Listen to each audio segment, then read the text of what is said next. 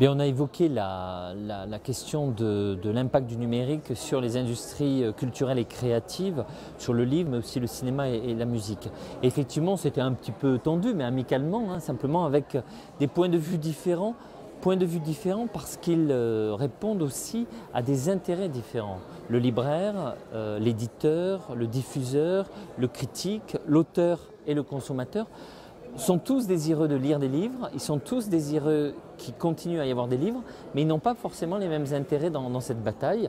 Notamment, toute évolution de type numérique va engendrer des pertes d'argent, des pertes de pouvoir, des pertes de reconnaissance pour certains et peut-être pour d'autres une nouvelle montée en puissance, et c'est le cas en particulier des grands groupes américains comme Amazon ou Apple qui jouent un rôle dans ces secteurs. Donc il y a nécessairement un peu une tension.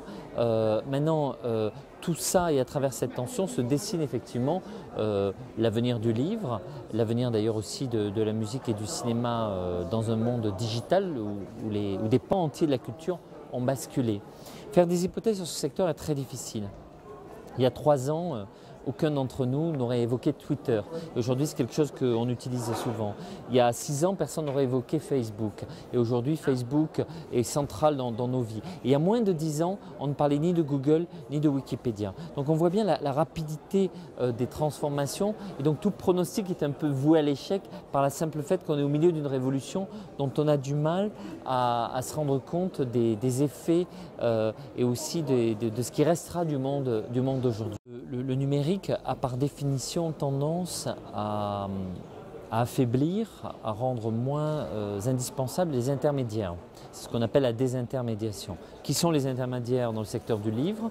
Entre l'auteur et le consommateur, le lecteur, c'est évidemment le distributeur d'abord, le libraire ensuite, l'éditeur enfin. D'une certaine manière, même s'il reste indispensable, et moi je fais partie de ceux qui pensent qu'un éditeur est utile, dans la sélection, vous savez, il y a des milliers de livres qui arrivent chez un éditeur, l'éditeur choisit. Propose, organise, corrige, organise aussi le lancement du livre. Et tout ça est très important. Un livre, s'il ne sort pas, s'il ne suscite pas des critiques, s'il n'y a pas un débat, il y a du mal à ce qu'il existe. On est très partagé entre les formidables avancées que le numérique permet.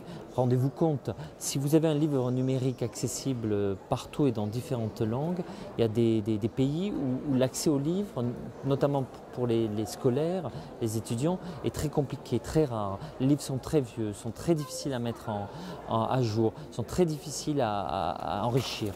Donc c'est formidable d'avoir accès à un livre numérique dans le monde entier. C'est pourquoi les enjeux et l'affrontement entre les consommateurs, les auteurs, mais aussi entre tous ces intermédiaires est important. Et je pense qu'il ne faut pas être d'un seul côté ou il ne faut pas être hémiplégique. Il faut savoir regarder les différents points de vue. Reste que tout ça est un work in progress, pour prendre un mot en anglais. C'est quand même un chantier en train de se faire et l'avenir de la culture et de l'information se joue à travers cette révolution.